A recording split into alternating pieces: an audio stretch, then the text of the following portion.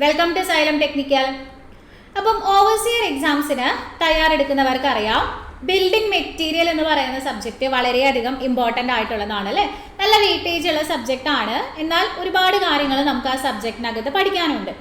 അപ്പോൾ പൊതുവേ നമ്മൾ നോക്കുമ്പോൾ നമ്മുടെ ബിൽഡിംഗ് മെറ്റീരിയൽ നമുക്കൊരു 10-15ഓളം ചാപ്റ്റേഴ്സ് പഠിക്കാനുണ്ട്. അതിൽ തന്നെ നമ്മൾ പ്രയോറിറ്റി കൊടുത്ത് പഠിക്കേണ്ട ചില ചാപ്റ്ററുകളുണ്ട്. അതിൽ വരുന്ന ഒരു പ്രധാനപ്പെട്ട ചാപ്റ്ററാണ് ബ്രിക്ക് എന്ന് പറയുന്നത്. അപ്പോൾ ഈ ഒരു ബ്രിക്ക് എന്ന് പറയുന്ന ചാപ്റ്ററിൽ നിന്ന് എന്തൊക്കെ കാര്യങ്ങളാണ് നിങ്ങൾ പ്രധാനമായും എക്സാമിന് നോക്കി പോകേണ്ടത് എന്നതാണ് നമ്മൾ ഈ ഒരു സെഷനിലൂടെ നോക്കാനായിട്ട് പോകുന്നത്. ക്വിക്കായിട്ട് നമ്മൾ ബ്രിക്കിനെ പഠിക്കാനായിട്ട് പോവുകയാണ്. എന്തൊക്കെ കാര്യങ്ങളാണ് നിങ്ങൾ ഒഴിവാക്കാതെ ഈ ഒരു ചാപ്റ്ററിൽ നിന്ന് പഠിക്കേണ്ടതെന്ന് നോക്കാം. ഈ ഒരു ഭാഗം നിങ്ങൾ പഠിച്ചു പോവുകയാണെങ്കിൽ ഉറപ്പായിട്ടും നിങ്ങൾക്ക് ഒരു ക്വസ്റ്റ്യൻ എന്തായാലും എക്സാമിന് കിട്ടും. ഓക്കെ, നമുക്ക് നോക്കിയാലോ. അപ്പൊ ബ്രിക്കിനെ കുറിച്ച് പറഞ്ഞു തുടങ്ങുന്ന സമയത്ത് ഏറ്റവും ആദ്യം നമ്മൾ അറിയേണ്ടത് ബ്രിക്കിന്റെ കോമ്പോസിഷനെ കുറിച്ചാണ് അല്ലെ. ഏതൊക്കെ ഇൻഗ്രീഡിയന്റുകൾ കൊണ്ട് ബ്രിക്ക് ഫോം ചെയ്തിരിക്കുന്നു? നമ്മൾ സിംപ്ലി സലിം എന്ന് പറയാറുണ്ട് അല്ലെ. Silica, alumina, lime, iron oxide, മെഗ്നീഷ്യ, ഇത്രയുമാണ് നമ്മുടെ ബ്രിക്ക് ഉണ്ടാക്കുന്നതിന് വേണ്ടി നമ്മൾ യൂസ് ചെയ്യുന്ന ഇൻഗ്രീഡിയൻസ് എന്ന് പറയുന്നത്. വെറുതെ ഇൻഗ്രീഡിയൻസിന്റെ പേര് അറിഞ്ഞാൽ പോരാ, ഇവരുടെ കോമ്പോസിഷൻ എത്രയാണ്, ഇവരുടെ ഫംഗ്ഷൻ എന്തൊക്കെയാണ് എന്നുള്ളതും കൂടെ നമുക്ക് അറിഞ്ഞിരിക്കണം. സോ നമുക്ക് ആദ്യത്തെ ആളായിട്ടുള്ള സിലിക്കയിലേക്ക് പോകാം. ഒരു ബ്രിക്ക് എർത്ത് നമ്മൾ കൺസിഡർ ചെയ്യുമ്പോൾ അതിലെ ഏറ്റവും കൂടുതൽ കാണപ്പെടുന്ന ഇൻഗ്രീഡിയൻ്റ് ആണ് സിലിക്ക. 50 മുതൽ 60% അവിടെ എന്തുണ്ട്? സിലിക്ക കണ്ടന്റ് ഒരു ബ്രിക്ക് എർത്തിൽ ഉണ്ടായിരിക്കും. ഇനി എന്താണ് സിലിക്കയുടെ ഫംഗ്ഷൻ? നമ്മുടെ ബ്രിക്കിന് വേണ്ട യൂണിഫോം ഷേപ്പ് ഇമ്പാർട്ട് ചെയ്യുക എന്നതാണ് സിലിക്കയുടെ ഫംഗ്ഷൻ. ചോദ്യമാണ്, ആരാണ് ബ്രിക്കിന് യൂണിഫോം ഷേപ്പ് കൊടുക്കുക? അപ്പൊ നമുക്ക് ആരാന്ന് പറയാം? സിലിക്കയാണ് ബ്രിക്കിന് യൂണിഫോം ആയിട്ടുള്ള ഷേപ്പ് കൊടുക്കുന്നത് എന്ന് പറയാം. ഇനി എന്താ നമുക്ക് പറയാനുള്ളത്? ഇതിന്റെ മറ്റുള്ള പ്രത്യേകത എന്ന് പറഞ്ഞാൽ നമ്മുടെ റോ ബ്രിക്കിന് ഉണ്ടാവുന്ന, നമ്മളൊരു ബ്രിക്ക് മൗൾഡ് ചെയ്ത് കഴിഞ്ഞാൽ നമ്മൾ അതിനെ ഒന്ന് ഷെയ്ഡിൽ വെച്ച് ഉണക്കിയെടുക്കും. ഇങ്ങനെ ഉണക്കിയെടുക്കുന്ന സമയത്ത് ബ്രിക്കിൽ ഉണ്ടായേക്കാവുന്ന ക്രാക്കുകള്, ഷ്രിങ്കേജുകള്, വാർപ്പിങ്ങുകള് പോലെയുള്ള കാര്യങ്ങളെ പ്രിവെന്റ് ചെയ്യുന്നതിന് സിലിക്ക സഹായിക്കുന്നു. ഓക്കെ, ഇനി സിലിക്ക എക്സസ് ആയി കഴിഞ്ഞാൽ എന്താ ബ്രിക്കിന് സംഭവിക്കുക? സിലിക്ക എക്സസ് ആയി കഴിഞ്ഞാൽ എന്തുണ്ടാവും? നമ്മുടെ ബ്രിക്ക് എന്ന് പറയുന്നത് ബ്രിട്ടിലായിട്ട് മാറുന്നു. കിട്ടിയല്ലോ? ഇത്രയും പോയിന്റ്സ് ആണ് സിലിക്കയെ കുറിച്ച് പറയാനുള്ളത്. അപ്പൊ സിലിക്ക എന്താണ് ഫംഗ്ഷൻ എന്ന് പറഞ്ഞു, അതുപോലെ തന്നെ അത് എക്സസ് ആയാൽ എന്താ ഉണ്ടാവുക എന്ന് പറഞ്ഞു, സിലിക്കയുടെ കോമ്പോസിഷൻ എന്താന്നുള്ളത് പറഞ്ഞു. ഓക്കെ, അടുത്ത ഇൻഗ്രീഡിയന്റിലേക്ക് പോയാലോ. അടുത്ത ഇൻഗ്രീഡിയന്റ് ആണ് അലൂമിന. നമ്മുടെ ബ്രിക്ക് എർത്തിൽ സിലിക്ക കഴിഞ്ഞാൽ പിന്നെ ഒരു 20 മുതൽ 30% ഉള്ള ഇൻഗ്രീഡിയന്റ് ആണ് അലൂമിന എന്ന് പറയുന്നത്. കൂടുതലായിട്ടുള്ള ആള് സിലിക്ക ആണെങ്കിലും നമ്മുടെ ബ്രിക്ക് എർത്തിലെ പ്രിൻസിപ്പൽ കോൺസ്റ്റിറ്റ്യൂവന്റ് അല്ലെങ്കിൽ ചീഫ് ഇൻഗ്രീഡിയന്റ് ആയിട്ട് നമ്മൾ വിളിക്കുന്നത് ആരെയാണ്? അലൂമിനയെയാണ്. എന്താണ് ഈ ഒരു അലൂമിനയുടെ ഫംഗ്ഷൻ? ബ്രിക്കിന് വേണ്ട പ്ലാസ്റ്റിസിറ്റി ഇമ്പാർട്ട് ചെയ്യുന്ന ഇൻഗ്രീഡിയന്റ് ആണ് അലൂമിന. പ്രീവിയസ് ഇയർ ക്വസ്റ്റ്യൻ ആണ്. ആരാണ് ബ്രിക്കിന് വേണ്ട പ്ലാസ്റ്റിസിറ്റി ഇമ്പാർട്ട് ചെയ്യുന്നത് എന്ന് ചോദിച്ചാൽ നമുക്ക് ആരാന്ന് പറയാം? അലൂമിന ആണെന്ന് പറയാം. ഇനി എന്താണ് ഈ ഒരു അലൂമിനയുടെ ഫംഗ്ഷൻ? എന്താ അലൂമിന ചെയ്യണത്? അലൂമിന ബ്രിക്കിന് വേണ്ട പ്ലാസ്റ്റിസിറ്റി ഇമ്പാർട്ട് ചെയ്യുന്നു എന്ന് പറഞ്ഞു. ഇനി ഒരുപാട് പ്ലാസ്റ്റിസിറ്റി കിട്ടിക്കോട്ടെ എന്ന് വിചാരിച്ചിട്ട് നമ്മൾ എന്ത് ചെയ്യാൻ പാടില്ല? എക്സസ് ആയിട്ട് അലൂമിന ആഡ് ചെയ്ത് കൊടുക്കരുത്. എക്സസ് ആയിട്ട് അലൂമിന നമ്മൾ ആഡ് ചെയ്ത് കൊടുത്താൽ എന്ത് സംഭവിക്കും? നമ്മുടെ ബ്രിക്ക് ഷ്രിങ്ക് ചെയ്യും, വാർപ്പ് ചെയ്യും. ഇങ്ങനത്തെ കാര്യങ്ങളൊക്കെ ക്രാക്കിങ്ങും ഷ്രിങ്കിങ്ങും വാർപ്പിംഗ് ഉണ്ടാവും. അപ്പൊ ഇവിടെ ഒന്നൊരു കണക്ഷൻ നോക്കിയേ. സിലിക്കയാണ് ഈ ക്രാക്കിങ്ങും ഷ്രിങ്കേജും വാർപ്പിംഗും പ്രിവെന്റ് ചെയ്യുന്ന ആള്. അലൂമിന എക്സസ് ആയി കഴിഞ്ഞാൽ ഈ പ്രശ്നങ്ങളൊക്കെ ബ്രിക്കിൽ ഉണ്ടാകും. അലുമിനയുടെ പ്രോബ്ലം ആയിട്ട് നമ്മൾ അതിനെയാണ് പറയുന്നത്. ഓക്കെ, അടുത്ത ഇൻഗ്രീഡിയന്റ് ആരാണ്? അടുത്ത ഇൻഗ്രീഡിയന്റ് ലൈമാണ്. ലൈമിന്റെ പെർസെൻറ്റേജ് നമ്മൾ എപ്പോഴും പറയും, ഒരിക്കലും 5% കൂടുതൽ ലൈമ് ബ്രിക്കിൽ ഉണ്ടാവാനായിട്ട് പാടില്ല എന്നാണ് പറയാറുള്ളത്. എന്താണ് ലൈമിന്റെ ഫംഗ്ഷൻ എന്ന് ചോദിച്ചാൽ, ഒരു ബ്രിക്ക് എർത്തില് ഫ്ലക്സ് ആയിട്ട് നമ്മൾ ബ്രിക്കിനെ ബേൺ ചെയ്യുന്ന സമയത്ത് ഈ സിലിക്കയുടെ ബേണിംഗ് ടെമ്പറേച്ചർ വളരെ കൂടുതലാണ്. അപ്പോൾ ഈ സിലിക്കയുടെ ബേണിംഗ് ടെമ്പറേച്ചർ കുറയ്ക്കാൻ വേണ്ടിയിട്ട് അവിടെ സഹായിക്കുന്ന ആളാണ് ലൈം. അതുകൊണ്ട് തന്നെ ലൈമിനെ നമ്മളൊരു ബ്രിക്ക് എർത്തിലെ ഫ്ലക്സ് ആയിട്ടാണ് കേട്ടോ പറയാ. ലൈമിനെ ബ്രിക്ക് എർത്തിൽ ഫ്ലക്സ് ആയിട്ട് ആക്ട് ചെയ്യുന്നു എന്നാണ് പറയാറുള്ളത്. ഓക്കെ, ഇനി ഇവരുടെ ഫംഗ്ഷൻ ആണ് അത് ബ്രിക്കിന്റെ ഷ്രിങ്കേജിനെ പ്രിവെന്റ് ചെയ്യുന്നു എന്നുള്ളത്. ഇനി എന്താണ്? ലൈം എക്സസ് ആയി കഴിഞ്ഞാൽ എന്താ പ്രശ്നം? എക്സസ് ആയി കഴിഞ്ഞാൽ ബേൺ ചെയ്യുന്ന സമയത്ത് നമ്മുടെ ബ്രിക്ക് മെൽട്ടായിട്ട് അവരുടെ ഷേപ്പ് നഷ്ടപ്പെടും. ആദ്യത്തെ 3 ഇൻഗ്രീഡിയൻസിനെ കുറിച്ച് കിട്ടിയില്ലേ? ഏറ്റവും ആദ്യം പഠിച്ചത് ആരെയാണ്? സിലിക്ക. 50 to 60% അവരുടെ ഫംഗ്ഷൻ എന്താ? യൂണിഫോം ഷേപ്പ് കൊടുക്കുന്നു. രണ്ടാമത്തെ ആള് അലൂമിന, 20 to 30% ചീഫ് ഇൻഗ്രീഡിയന്റ് ആണ്. അവരുടെ ഫംഗ്ഷൻ എന്താ? പ്ലാസ്റ്റിസിറ്റി ഇമ്പാർട്ട് ചെയ്യുന്നു. തേർഡ് വൺ ആരാണ്? ലൈം. ലൈമിന്റെ പെർസെൻറ്റേജ് 5% കൂടരുത്. എന്താ അവരുടെ ഫംഗ്ഷൻ ആയിട്ട് നമ്മൾ പറയുന്നത്? ഫ്ലക്സ് ആയിട്ട് ആക്ട് ചെയ്യുന്നു, ഷ്രിങ്കേജ് പ്രിവെന്റ് ചെയ്യുന്നു. എക്സസ് ആയി കഴിഞ്ഞാൽ ബ്രിക്കിന് ഷേപ്പ് നഷ്ടപ്പെടുന്നു, ബ്രിക്ക് മെൽറ്റ് ചെയ്യുന്നു. ഓക്കെ, ഇതാണ് അടുത്ത ഇൻഗ്രീഡിയന്റ്. ഇനി നെക്സ്റ്റ് ആളായിട്ട് നമുക്ക് പഠിക്കാനുള്ളത് വളരെ പ്രധാനപ്പെട്ട ഒരാളാണ് അയൺ ഓക്സൈഡ്. അയൺ ഓക്സൈഡ് 5 മുതൽ 6% വരെയാണ് നമുക്ക് ബ്രിക്ക് അറത്തിൽ കാണാൻ പറ്റുക. നമ്മുടെ ബ്രിക്ക് നോർമലി നമുക്കൊരു റെഡ് കളറിലാണ് കാണുന്നത് അല്ലേ? ആ ബ്രിക്കിന്റെ റെഡ് കളർ ഇമ്പാർട്ട് ചെയ്യുന്ന ഇൻഗ്രീഡിയന്റ് ആണ് അയൺ ഓക്സൈഡ് എന്ന് പറയുന്നത്. So iron oxide gives red colour to the brick. ബ്രിക്കിന് വേണ്ട റെഡ് കളർ ഇമ്പാർട്ട് ചെയ്യുന്ന ആളായിട്ടാണ് നമ്മൾ ആരെ പറയാറുള്ളത്? അയൺ ഓക്സൈഡിനെ പറയാറുള്ളത്. ഇനി നമ്മൾ ബ്രിക്ക് ഒരുപാട് നല്ല റെഡ് കളറിൽ ഇരുന്നോട്ടെ എന്ന് വിചാരിച്ചിട്ട് എക്സസ് ആയിട്ട് നിങ്ങൾ അയൺ ഓക്സൈഡ് ബ്രിക്കിൽ ആഡ് ചെയ്ത് കഴിഞ്ഞാൽ എന്താ സംഭവിക്കുക? നമ്മുടെ ബ്രിക്കിന്റെ റെഡ് കളറൊക്കെ പോയിട്ട് അതൊരു ഡാർക്ക് ബ്ലൂ അല്ലെങ്കിൽ ബ്ലാക്കിഷ് കളറായിട്ട് മാറും. ഓക്കെ, എക്സസ് ആയിട്ട് ബ്രിക്കിൽ അയൺ ഓക്സൈഡ് വന്നു കഴിഞ്ഞാൽ ബ്രിക്കിന് എന്ത് കളറായിട്ട് വരും? ഒരു ഡാർക്ക് ബ്ലൂയിഷ് കളറിലോട്ട് ബ്രിക്ക് മാറും. ഇനി നമ്മൾ ആഡ് ചെയ്ത് കൊടുത്ത എമൗണ്ട്, അയൺ ഓക്സൈഡിന്റെ എമൗണ്ട് കുറഞ്ഞു പോയി കഴിയുകയാണെങ്കിൽ ബ്രിക്കിന് ഒരു യെല്ലോ കളറാണ് നമുക്ക് കാണാനായിട്ട് സാധിക്കാം. ഓക്കെ, 3 കളേഴ്സ് ആണ്: റെഡ് കളറ്, എക്സസ് ആയ ഡാർക്ക് കളറ്, ഡെഫിഷ്യൻ്റ് ആയ യെല്ലോ കളറ്. ഓക്കെ, ദെൻ നമ്മുടെ ബ്രിക്കിന് എന്ത് കൊടുക്കാൻ ഇവർ സഹായിക്കുന്നുണ്ട്? ഹാർഡ്നെസ് പ്രൊവൈഡ് ചെയ്യാനും ഷ്രിങ്കേജ് റെഡ്യൂസ് ചെയ്യാനും സഹായിക്കുന്നുണ്ട്. ദെൻ മറ്റൊരാളാണ് മെഗ്നീഷ്യ എന്ന് പറയുന്നത്. വളരെ കുറഞ്ഞ അളവിലാണ് മെഗ്നീഷ്യ നമ്മൾ ബ്രിക്കിൽ ആഡ് ചെയ്ത് കൊടുക്കുക. അവരും ഷ്രിങ്കേജ് പ്രിവെന്റ് ചെയ്യുന്നുണ്ട്. മാത്രമല്ല എക്സസ് ആയിട്ട് മഗ്നീഷ്യ ബ്രിക്കിൽ വന്നു കഴിഞ്ഞാൽ നമ്മുടെ ബ്രിക്കിന്റെ ഡീക്കേക്ക് അത് കാരണമാകും. ബ്രിക്ക് ഡിസിൻറ്റഗ്രേറ്റ് ചെയ്യുന്നതിന് അത് കാരണമായിട്ട് മാറുന്നു. ഇത്രയും ഇൻഗ്രീഡിയൻറ്റ് ചേർന്നതാണ് നമ്മുടെ ബ്രിക്ക് എർത്ത് എന്ന് പറയുന്നത്, അല്ലെങ്കിൽ ബ്രിക്ക് എന്ന് പറയുന്നത് ഇത്രയും ഇൻഗ്രീഡിയൻറ്റുകളുടെ കോമ്പിനേഷനാണ് എന്ന് നമുക്ക് പറയാം. ഓക്കെ, ഇനി നമ്മൾ ബ്രിക്ക് ഉണ്ടാക്കുന്നതിന് വേണ്ടിയിട്ട് ഒരു ക്ലേ സെലക്ട് ചെയ്യുന്ന സമയത്ത് അതിൽ ഉറപ്പായിട്ടും ഒഴിവാക്കേണ്ട കുറച്ച് കാര്യങ്ങളുണ്ട്. അവരാണ് ഈ പറഞ്ഞത്. ഒന്ന് അയൺ പൈറൈറ്റ് ആണ്, then alkali, pebbles or grit, vegetation and organic matter. ഇത്രയും കാര്യങ്ങൾ നമ്മൾ ബ്രിക്കിൽ നിന്ന് ഒഴിവാക്കണം. അതായത് ഈ ഒരു ആൽക്കലി പോലെയുള്ള കണ്ടന്റ് ഒക്കെ ഉണ്ടെങ്കിൽ ബ്രിക്കിൽ എഫ്ലോറസെൻസ് പോലെയുള്ള ഡിഫക്റ്റുകൾ ബ്രിക്കിൽ നമുക്ക് കാണേണ്ടതായിട്ട് വരും. അതുപോലെ ഈ pebbles, grit, vegetation, organic matter ഇതൊക്കെയുള്ള ക്ലേ യൂസ് ചെയ്ത് നമ്മൾ ബ്രിക്ക് ഉണ്ടാക്കി കഴിഞ്ഞാൽ എന്താ സംഭവിക്കുന്നത് വെച്ചാൽ, ഇപ്പോൾ കല്ല് നമ്മളെടുത്ത ക്ലേയിൽ, ബ്രിക്ക് ഉണ്ടാക്കാൻ എടുത്ത ക്ലേയിൽ കുറേയധികം കല്ലുണ്ടെന്ന് നിങ്ങൾ വിചാരിക്കാം.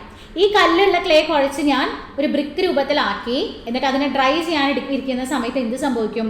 ഈ പെബിൾസ് ഒക്കെ കുടുങ്ങിയ ഭാഗത്തുള്ള ക്ലേ ഡ്രൈ ആവുമ്പോൾ ഈ പെബിൾസ് ഒക്കെ അതിൽ നിന്ന് ഡിറ്റാച്ച് ചെയ്ത് വന്നിട്ട് ബ്രിക്കിൽ വോയിഡ് സ്പേസുകൾ ഉണ്ടാവും, അല്ലെങ്കിൽ അവിടെ ക്രാക്സ് ഉണ്ടാവും. പെബിൾസ് ഒക്കെ ഇരിക്കുന്ന ഭാഗത്ത് ക്രാക്കുകൾ ഉണ്ടാവും. അതേപോലെ തന്നെ നമ്മൾ ഈ വെജിറ്റേഷൻ, ഓർഗാനിക്, ഈ പുല്ല് അല്ലെങ്കിൽ പേപ്പറൊക്കെ പോലുള്ള കാര്യങ്ങൾ നമ്മുടെ ബ്രിക്കരത്തിൽ ഉണ്ടെങ്കിൽ ബ്രിക്കിന് നമ്മൾ ബേൺ ചെയ്യുന്ന സമയത്ത് ഇവരൊക്കെ കത്തിയിട്ട് ഇവരൊക്കെ ഇരുന്ന ഭാഗത്ത് പോറസ് ആയിട്ട് മാറും. നമ്മുടെ ബ്രിക്ക് പോറസ് ആയിട്ട് മാറും. അതുകൊണ്ട് ഇത്തരത്തിലുള്ള ഹാംഫുൾ ആയിട്ടുള്ള ഇൻഗ്രീഡിയൻസ് ബ്രിക്കരത്തിൽ നിന്ന് ഒഴിവാക്കണമെന്നാണ് പറയാറുള്ളത്.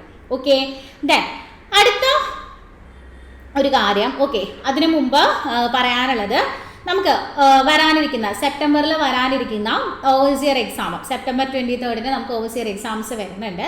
അതുപോലെ തന്നെ ജൂലൈ അവസാനവും നമുക്ക് ഓവർസിയർ ഗ്രേഡ് 2 എക്സാംസ് വരുന്നുണ്ട് അല്ലേ? അപ്പോൾ ഈ ഒരു എക്സാംസിന് വേണ്ടിയിട്ട് നിങ്ങൾക്ക് ഒന്ന് ക്വിക്കായിട്ടൊന്ന് തയ്യാറെടുക്കണമെന്നുണ്ടെങ്കിൽ നമ്മളൊരു overseer online crash batch July 10 മുതൽ ആരംഭിക്കുന്നുണ്ട്. ഓക്കെ, 75 ദിവസത്തെ ക്രാഷ് ബാച്ച് ആയിരിക്കും കേട്ടോ നമ്മൾ ആരംഭിക്കാം. അപ്പം നിങ്ങൾ നന്നായിട്ട് ഒരു തവണ പഠിച്ചതാണ്, നിങ്ങൾക്ക് ക്വിക്കായിട്ടൊന്ന് റിവൈസ് ചെയ്യാണ് നിങ്ങളുടെ ആവശ്യം എന്നുണ്ടെങ്കിൽ നിങ്ങൾക്ക് നമ്മുടെ കോഴ്സിലേക്ക് ജോയിൻ ചെയ്യാവുന്നതാണ്. അപ്പോൾ ജോയിൻ ചെയ്യാൻ നിങ്ങൾ താല്പര്യപ്പെടുന്നുണ്ടെങ്കിൽ സ്ക്രീനിൽ കാണുന്ന ഈ ഒരു നമ്പറിൽ വിളിച്ചിട്ട് നിങ്ങൾക്ക് അഡ്മിഷൻ എടുക്കാവുന്നതാണ് കേട്ടോ. ജൂലൈ 10 മുതലാണ് നമുക്ക് സ്റ്റാർട്ട് ചെയ്യാൻ കഴിയുന്നതും. ഫസ്റ്റ് ഡേ തൊട്ട് തന്നെ ക്ലാസ്സിൽ ഉണ്ടാവാനായിട്ട് നോക്കുക, കണ്ടിന്യൂസ് ആയിട്ട് പഠിച്ചു പോകാനായിട്ട് നോക്കുക. ഓക്കെ, സോ നമ്മൾ അടുത്ത സ്റ്റെപ്പിലേക്ക് കടക്കാണ് ബ്രിക്കിൽ പ്രധാനപ്പെട്ടത്. മറ്റൊന്നാണ് ബ്രിക്കിൻ്റെ മാനുഫാക്ചർ. ബ്രിക്കിൻ്റെ മാനുഫാക്ചറിൽ നമുക്ക് പറയാനുള്ള പ്രധാനപ്പെട്ട സ്റ്റേജുകളാണ് ക്ലേ പ്രിപ്പറേഷൻ, ദെൻ പ്രിപ്പയർ ചെയ്ത ക്ലേനെ നമ്മൾ മൗൾഡ് ചെയ്യുന്നു, മൗൾഡ് ചെയ്ത ക്ലേനെ നമ്മൾ ഡ്രൈ ചെയ്യുന്നു, ഡ്രൈയിങ്ങിന് ശേഷം അവരെ ബേൺ ചെയ്യുന്നു. ഇതിൽ നമ്മൾ എല്ലാ സ്റ്റേജസും എക്സ്പ്ലെയിൻ ചെയ്യണില്ല, നമുക്ക് പ്രധാനമായിട്ടും ആവശ്യമുള്ള കാര്യങ്ങൾ മാത്രമേ നമ്മൾ പറഞ്ഞു പോകുന്നുള്ളൂ കേട്ടോ. ആവശ്യമുള്ള കാര്യങ്ങൾ മാത്രമേ നമ്മൾ പറഞ്ഞു പോകുന്നുള്ളൂ. So first preparation of clay ആണ്. ഈ ക്ലേ പ്രിപ്പറേഷൻ തന്നെ കംപ്ലീറ്റ് ചെയ്യാൻ വേണ്ടിയിട്ട് നമുക്കൊരു 6 സ്റ്റേജസ് ആണുള്ളത്. ഓക്കെ, അതിൻ്റെ ഓർഡർ വളരെ ഇമ്പോർട്ടൻ്റ് ആയിട്ട് നമുക്ക് അറിഞ്ഞിരിക്കണം കേട്ടോ. ഏറ്റവും ആദ്യം അൺസോയിലിംഗ് ആണ്. ഞാൻ ബ്രിക്ക് ഉണ്ടാക്കാൻ വേണ്ടിയിട്ടുള്ള ക്ലേ കളക്ട് ചെയ്യാൻ ഒരു ഗ്രൗണ്ടിൽ ചെന്നാൽ ആ ഗ്രൗണ്ടിലെ ടോപ്പിൽ സർഫസിലുള്ള സോയിലിൽ ഞാൻ എടുത്ത് മാറ്റും. അതിൽ എന്തെങ്കിലും വേസ്റ്റ് ഒക്കെ ഉണ്ടെങ്കിൽ അത് ഒഴിവാക്കാൻ ടോപ്പ് ലെയർ ഞാൻ എടുത്ത് മാറ്റും. അതിനെയാണ് ഞാൻ അൺസോയിലിംഗ് എന്ന് പറയാം. അതിനുശേഷം എന്ത് ചെയ്തു, ഞാൻ ഡിഗ് ചെയ്തിട്ട് എനിക്ക് വേണ്ട ക്ലേനെ കളക്ട് ചെയ്യും. അതിനെ ഞാൻ ഡിഗ്ഗിങ് എന്ന് പറയും. ഇനി ഡിഗ് ചെയ്തെടുത്ത ക്ലേനെ ഒരു സ്ഥലത്ത് ഞാൻ പരത്തിയിട്ടിട്ട് അതിലെന്തെങ്കിലും ഡേർട്ടി മാറ്റേഴ്സ് ഉണ്ടെങ്കിൽ ആ ഡേർട്ടി മാറ്റേഴ്സിനെ ഞാൻ എടുത്ത് മാറ്റും.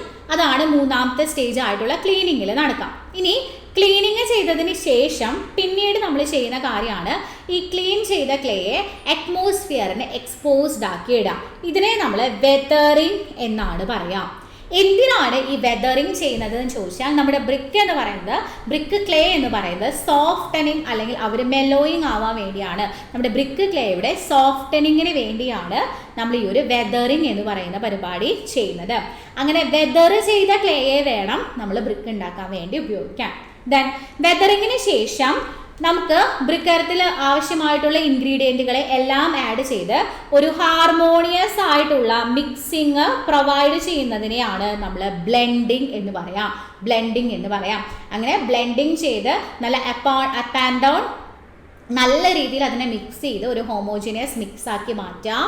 അതിനുശേഷം നമ്മൾ ക്ലേ പ്രിപ്പറേഷൻ്റെ അവസാനത്തെ സ്റ്റേജ് ആയിട്ടുള്ള ടെമ്പറിങ്ങിലോട്ട് വിടാം. ഏറ്റവും പ്രധാനപ്പെട്ട സ്റ്റേജ് ആണ് ടെമ്പറിങ്. ഈ ടെമ്പറിങ് എന്ന് പറയുന്ന സ്റ്റേജ് നല്ല രീതിയിൽ ചെയ്തെങ്കിൽ മാത്രമേ നമുക്ക് ഈ ക്ലേയെ മൗൾഡിങ്ങിലോട്ട് വിടാനായിട്ട് പറ്റുള്ളൂ. ഓക്കെ, മൗൾഡിങ്ങിലോട്ട് വിടാനായിട്ട് പറ്റുള്ളൂ. അപ്പം ഈ ഒരു ടെമ്പറിങ്ങിലൂടെയാണ് നമ്മുടെ ക്ലേക്ക് പ്രോപ്പർ ഡിഗ്രി ഓഫ് ഹാർഡ്നെസ് കിട്ടുന്നത്. നമ്മുടെ ക്ലേക്ക് പ്രോപ്പർ ഡിഗ്രി ഓഫ് ഹാർഡ്നെസ് കിട്ടുന്നത് ടെമ്പറിങ്ങിലൂടെയാണ്. ഓക്കെ ആണല്ലോ.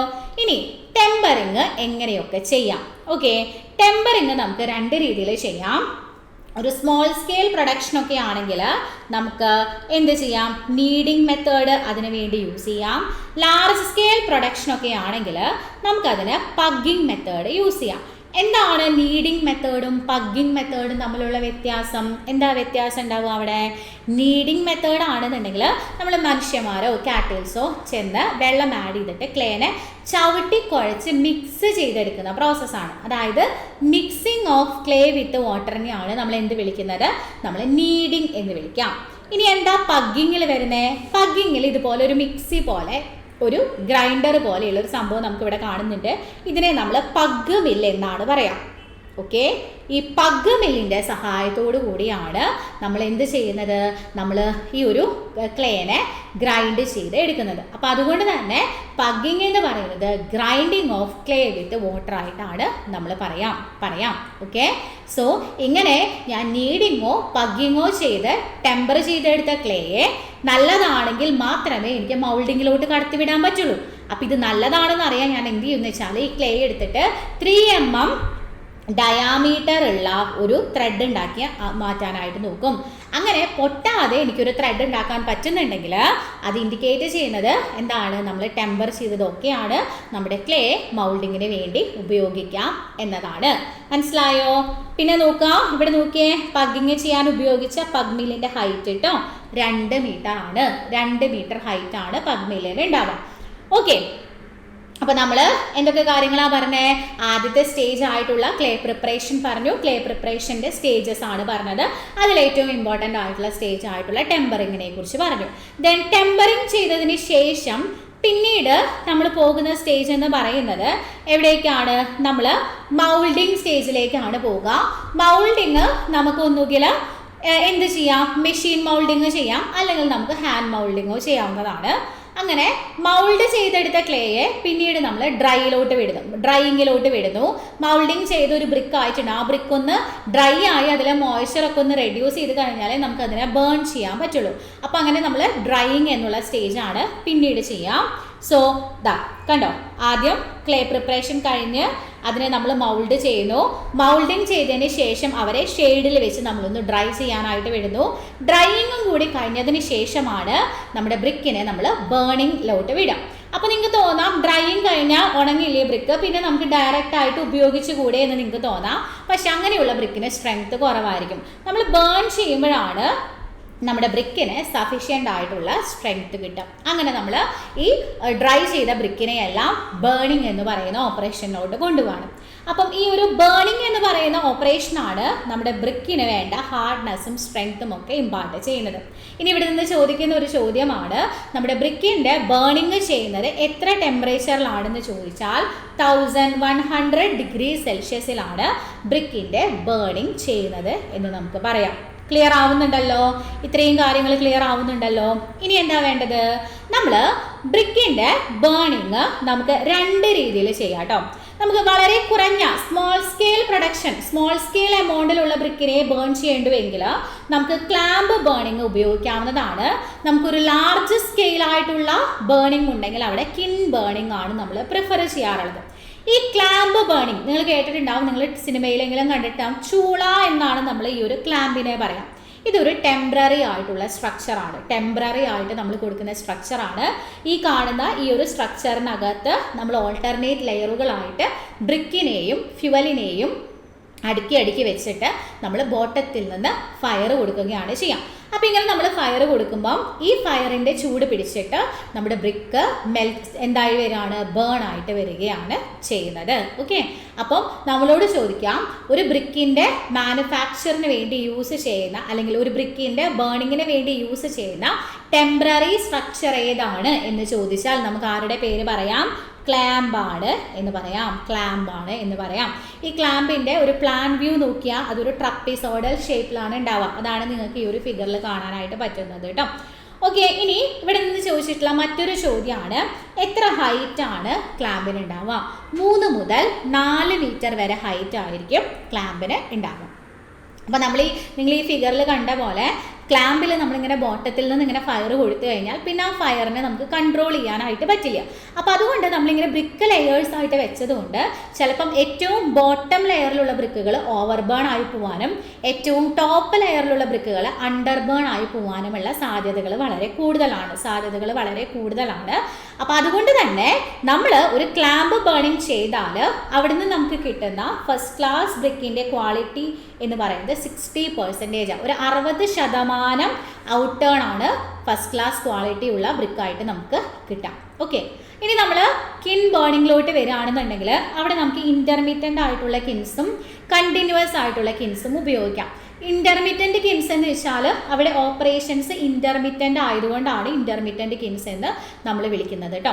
ദെൻ കണ്ടിന്യൂസ് സ്കിൻ ആണെങ്കിൽ കണ്ടിന്യൂസ് ആയിട്ട് ഓപ്പറേഷൻസ് നടന്നുകൊണ്ടിരിക്കും. കണ്ടിന്യൂസ് സ്കിന്നിന് 3 പേരാണ് നമുക്ക് എക്സാമ്പിൾ ആയിട്ട് പറയാൻ പറ്റുക. ബുൾസ്ട്രെഞ്ച് കിൻ, ഹോഫ്മാൻസ് ഓർ ഫ്ലെയിം കിൻ അല്ലെങ്കിൽ ടണൽ കിൻ. ഇതിൽ ബുൾസ്ട്രെഞ്ച് സ്കിൻ ആണ് എന്താണ്, അത് partially above or partially below ground ആയിട്ടായിരിക്കും ഇരിക്കുക. ഒന്നുകിൽ എന്തായിരിക്കും, അത് ഫുള്ളായിട്ട് ബിലോ ഗ്രൗണ്ട് ആയിരിക്കും, അല്ലെങ്കിൽ പാർഷ്യലി ബിലോ ഗ്രൗണ്ട് ആയിട്ടായിരിക്കും ഇരിക്കുക. ഒരിക്കലും മുഴുവനായിട്ട് ഇത് ഗ്രൗണ്ടിൻ്റെ മുകളിലായിട്ട് നമുക്ക് കാണാനായിട്ട് പറ്റില്ല. ഓക്കെ, ദെൻ രണ്ടാമത്തത് ഹോഫ്മാൻ സ്കിൻ ആണ്. ഹോഫ്മാൻസ് മീൻ ഗ്രൗണ്ട് സർഫസിന് മുകളിലുള്ള കിന്നാണ്. ഒരു പെർമനൻറ്റ് റൂഫിംഗ് അറേഞ്ച്മെൻ്റ് ഒക്കെ ഈ ഹോഫ്മാൻ സ്കിന്നിന് ഉണ്ടായിരിക്കും. ഓക്കെ, സോ ഇതാണ് നമുക്ക് ആരെക്കുറിച്ച് പറയാനുള്ളത്, കണ്ടിന്യൂസ് സ്കിന്നിനെ കുറിച്ച് പറയാനുള്ളത്. ദെൻ ഇനി ബേണിങ്ങിൻ്റെ സ്റ്റേജ് കഴിഞ്ഞു. ഇനി മറ്റ് പ്രധാനപ്പെട്ട പോയിന്റുകളായിട്ട് നമുക്ക് പറയാനുള്ളത് ബ്രിക്കുമായിട്ട് റിലേറ്റ് ചെയ്തിട്ടുള്ള കുറച്ച് കാര്യങ്ങളാണ്. ഒന്ന് ബ്രിക്കിൻ്റെ കംപ്രസീവ് സ്ട്രെങ്ത് ആണ്. ബ്രിക്കിൻ്റെ കംപ്രസീവ് സ്ട്രെങ്ത് എപ്പോഴും bureau of Indian standard recommend ചെയ്യുന്നത് ഇങ്ങനെയാണ്, നമ്മൾ ഏതൊരു ബ്രിക്ക് എടുക്കുകയാണെങ്കിലും അതിന് മിനിമം കംപ്രസീവ് സ്ട്രെങ്ത് 3.5 Nm² ഉണ്ടായിരിക്കണം. നിർബന്ധമായിട്ടും ഈ സ്റ്റേറ്റ്മെൻറ്റ് അറിയണം കേട്ടോ. ഏതൊരു ബ്രിക്കിനും വേണ്ട minimum compressive strength as per BIS എന്ന് പറയുന്നത് 3.5 Nm² ആണ്. ഇനി ബ്രിക്കിനെ നമ്മൾ അവരുടെ ക്വാളിറ്റി അനുസരിച്ച് first class, second class, third class, fourth class എന്നിങ്ങനെ ക്ലാസിഫൈ ചെയ്യാറുണ്ട്. അതിൽ നമ്മളൊരു ഫസ്റ്റ് ക്ലാസ് ക്വാളിറ്റി ബ്രിക്ക് എടുക്കുകയാണെങ്കിൽ അവരുടെ compressive strength greater than 14 Nm/mm² ആയിരിക്കും. ഒരു ഫസ്റ്റ് ക്ലാസ് ബ്രിക്കിന്റെ മിനിമം കംപ്രസീവ് സ്ട്രെങ്ത് എന്ന് പറയുന്നത് 10.5 Nm/mm² ആണ്. വളരെ വളരെ ഇമ്പോർട്ടൻ്റ് ആയിട്ടുള്ള പോയിന്റ് ആണ് കേട്ടോ. ഇനി സെക്കൻഡ് ക്ലാസ് ബ്രിക്കിലോട്ട് വരികയാണെന്നുണ്ടെങ്കിൽ സെക്കൻഡ് ക്ലാസ് ബ്രിക്കിന്റെ കംപ്രസീവ് സ്ട്രെങ്ത്തിന്റെ റേഞ്ച് 7 മുതൽ 14 Nm/mm² വരെയാണ്. ഇനി തേർഡ് ക്ലാസ് ബ്രിക്ക് ആണെങ്കിൽ ഇവരുടെ കംപ്രസീവ് സ്ട്രെങ്ത് 3.5 മുതൽ 7 Nm/mm² ആയിരിക്കും. ഓക്കെ, അപ്പം ഇങ്ങനെയാണ് നമ്മൾ നല്ല ക്വാളിറ്റി ഉള്ള ബ്രിക്കിൻ്റെ കംപ്രസീവ് സ്ട്രെങ്ത്തിൻ്റെ റേഞ്ച് പറയാം. 4 വാല്യൂസാണ് നമ്മൾ പഠിച്ചത്. ഒരു ബ്രിക്കിന് വേണ്ട മിനിമം കംപ്രസീവ് സ്ട്രെങ്ത് പഠിച്ചു, ഫസ്റ്റ് ക്ലാസ് ബ്രിക്കിൻ്റെ കേസ് പഠിച്ചു, അതിൽ തന്നെ 2 കാര്യം പഠിച്ചു. ഫസ്റ്റ് ക്ലാസ് ബ്രിക്കിൻ്റെ മിനിമം കംപ്രസീവ് സ്ട്രെങ്ത്തും പറഞ്ഞു, പിന്നെ അതിന് എത്ര കംപ്രസീവ് സ്ട്രെങ്ത് വേണമെന്നും പറഞ്ഞു, പിന്നെ second class, third class. Okay, ഇനി മറ്റൊരു പോയിന്റ് നമുക്ക് പഠിക്കാനുള്ളത് വാട്ടർ അബ്സോർപ്ഷൻ ആണ്. ഒരു ഫസ്റ്റ് ക്ലാസ് ബ്രിക്ക് നമ്മൾ കൺസിഡർ ചെയ്താൽ അവർ 20%-നേക്കാൾ കൂടുതൽ വാട്ടർ അബ്സോർബ് ചെയ്യാനായിട്ട് പാടില്ല എന്നാണ് നമ്മൾ പറയാം.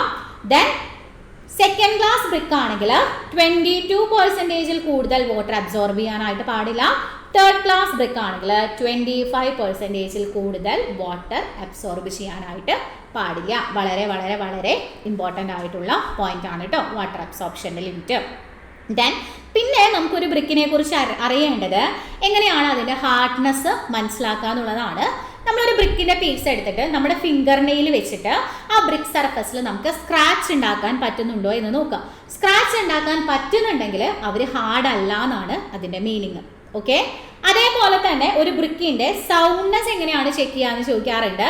2 ബ്രിക്കുകളെ നമ്മൾ കൂട്ടിയിടിക്കുന്ന സമയത്ത് അവർ പൊട്ടിപ്പോകാനും പാടില്ല, മറിച്ച് ഒരു മെറ്റാലിക് റിംഗിങ് സൗണ്ട് കൂടി നമുക്ക് കേൾക്കുകയാണെങ്കിൽ ആ ബ്രിക്ക് നമ്മൾ ഗുഡ് സൗണ്ട് ആയിട്ടുള്ള ബ്രിക്ക് ആയിട്ടാണ് നമ്മൾ പറയാം. ഓക്കെ, ഗുഡ് സൗണ്ട് ആയിട്ടുള്ള ബ്രിക്ക് ആയിട്ടാണ് അവരെ നമ്മൾ പറയുന്നത്. ദെൻ ഇനി നമുക്ക് പറയാനുള്ള മറ്റൊരു പ്രധാനപ്പെട്ട കാര്യം, ബ്രിക്കുമായി റിലേറ്റ് ചെയ്തിട്ടുള്ള ഇമ്പോർട്ടൻറ്റ് ഫാക്ട് നിങ്ങൾക്ക് എല്ലാവർക്കും അറിയാവുന്ന കുറച്ച് കാര്യമാണ്. ഒരു ബ്രിക്കിൻ്റെ സ്റ്റാൻഡേർഡ് സൈസ് അല്ലേ, ഇപ്പം നടന്ന ലേറ്റസ്റ്റ് എക്സാമിന് വരെ ചോദിച്ചതാണ്. 19/9/9 സെൻറ്റിമീറ്റർ അല്ലെങ്കിൽ 190/90/90 mm. ദെൻ നോമിനൽ സൈസ്, അതായത് മോട്ടാർ തിക്നെസ് കൂടി കൂട്ടിച്ചേർന്നിട്ടുള്ളൊരു സൈസാണ്. അത് എത്രയാണ്? 200/100/100 mm അല്ലെങ്കിൽ 20/10/10 സെൻറ്റിമീറ്റർ ആണ് നമ്മൾ പറയാറുള്ളത്. ഇനി ഒരു ബ്രിക്കിന് വേണ്ട ബ്രിക്കർത്തിന് വേണ്ട ആവറേജ് വെയിറ്റ് ആണ് 18 kN. ഒരു ബ്രിക്കിന് വേണ്ട ആവറേജ് വെയിറ്റ് ആണ് 3 to 3.5 കിലോഗ്രാം. 3 to 3.5 kilogram. ഇതൊക്കെ പ്രീവിയസ് ഇയർ ക്വസ്റ്റ്യൻസ് ആയിട്ട് വന്നിട്ടുള്ളതാണ് കേട്ടോ. ഇനി നമുക്ക് അവസാനമായിട്ട് പിന്നെ ഈ ഒരു ചാപ്റ്ററിൽ നിങ്ങൾ നോക്കി പോകേണ്ട ഒരു കാര്യം എന്ന് പറയുന്നത് ബ്രിക്കിൻ്റെ ക്ലാസിഫിക്കേഷൻ ആണ്. ഓക്കെ, അതായത് ബ്രിക്കിനെ നമ്മൾ അവരുടെ ക്വാളിറ്റിയുടെ ബേസിൽ ഫസ്റ്റ് എന്താണ് നമ്മൾ സൺ ഡ്രൈഡ് ബ്രിക്ക് എന്നും ബേൺഡ് ബ്രിക്ക്, അതായത് അൺബേൺഡ് ബ്രിക്ക് എന്നും ബേൺഡ് ബ്രിക്ക് എന്നും 2 ആയിട്ട് ക്ലാസിഫൈ ചെയ്യുന്നുണ്ട്. അതായത് ബ്രിക്ക് ബേൺ ചെയ്ത് ഉപയോഗിക്കുന്നവയും ബേൺ ചെയ്ത് ഉപയോഗിക്കാത്തവയും. എപ്പോഴും ബേൺ ചെയ്ത് ഉപയോഗിക്കുന്ന ബ്രിക്കിനായിരിക്കും സ്ട്രെങ്ത് ഉണ്ടാവുക, അൺബേൺഡ് ആയിട്ടുള്ള ബ്രിക്സിന് സ്ട്രെങ്ത് കുറവായിരിക്കും. അതുകൊണ്ട് തന്നെ അവരെ ടെമ്പററി വർക്കുകൾക്ക് മാത്രമേ നമ്മൾ ഉപയോഗിക്കുകയുള്ളൂ. ഓക്കെ, സോ ഈ അൺബേൺഡ് ബ്രിക്കിനെ നമുക്ക് കച്ചാ ബ്രിക്ക് എന്നുള്ളൊരു പേര് വിളിക്കാം.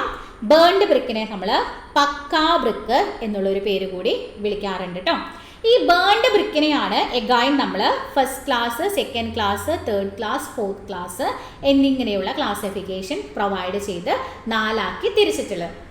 അപ്പം ഈ പറയുന്ന first class, second class, third class ബ്രിക്കിൻ്റെ പ്രത്യേകതകൾ, അവരുടെ കംപ്രസീവ് സ്ട്രെങ്ത്, വാട്ടർ അബ്സോർപ്ഷനും ഓൾറെഡി നമ്മൾ പറഞ്ഞതാണ്.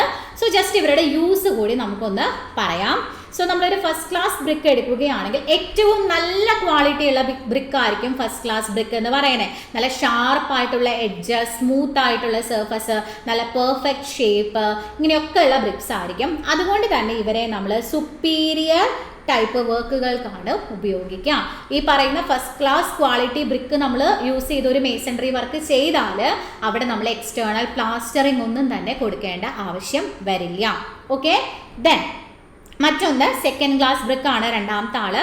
Second class brick external plastering നമ്മൾ പ്രൊവൈഡ് ചെയ്യുന്ന സ്ഥലങ്ങളിൽ നമുക്ക് ഇവരെ കൊടുക്കാം. ഓക്കെ, നമ്മൾ ഫസ്റ്റ് ക്ലാസ് ബ്രിക്കിനെ വെച്ച് കമ്പയർ ചെയ്ത് നോക്കുന്ന സമയത്ത് കുറച്ച് റെഗുലാരിറ്റീസ് ഒക്കെ അതിൻ്റെ സർഫസിൽ ഉണ്ടാവും. കുറച്ച് റഫ് ആയിരിക്കും അവരുടെ സർഫസ്, അത്ര പെർഫെക്റ്റ് ആയിട്ടുള്ള ഒരു ബ്രിക്ക് ആയിരിക്കില്ല. ഓക്കെ, അതുകൊണ്ട് തന്നെ ഇവരെ നമ്മൾ ഇന്റേണൽ വോളുകളിലാണ് ഉപയോഗിക്കാറുള്ളത്. ദെൻ തേർഡ് ക്ലാസ് ബ്രിക്കിലോട്ട് വരികയാണെങ്കിൽ തീരെ പെർഫെക്ഷൻ ഇല്ലാത്ത ബ്രിക്സ് ആയിരിക്കും. അതുകൊണ്ട് തന്നെ ഇവരെ അൺഇമ്പോർട്ടൻ്റ് ആയിട്ടുള്ള ടെമ്പററി സ്ട്രക്ചറുകളിലാണ് ഉപയോഗിക്കുക. അധികം റെയിൻഫോൾ ഇല്ലാത്ത അൺഇമ്പോർട്ടൻ്റ് ആയിട്ടുള്ള ടെമ്പററി സ്ട്രക്ചേഴ്സിലാണ് നമ്മൾ തേർഡ് ക്ലാസ് ബ്രിക്കുകളെ ഉപയോഗിക്കാറുള്ളത്. Final one fourth class brick ആണ്. ഇവരെ നമ്മൾ ഓവർബേൺഡ് ബ്രിക്സ് അല്ലെങ്കിൽ ജാമ ബ്രിക്ക് എന്ന് വിളിക്കാറുണ്ട്. അപ്പം ഈ ഒരു ബ്രിക്ക് നമ്മൾ ഓവർബേൺഡ് ആയി പോയത് കൊണ്ട് തന്നെ ഇവർക്ക് പെർഫെക്റ്റ് ആയിട്ടുള്ള ഷേപ്പ് ഉണ്ടാവില്ല. പിന്നെ ഇവരൊരു ഡാർക്ക് കളറിലും ഒക്കെ ആയിരിക്കും ഇരിക്കുന്നുണ്ടായിരിക്കാം. അപ്പോൾ അതുകൊണ്ട് തന്നെ ഇവരെ നമ്മൾ മേസൺറി വർക്കിന് ഉപയോഗിക്കില്ല.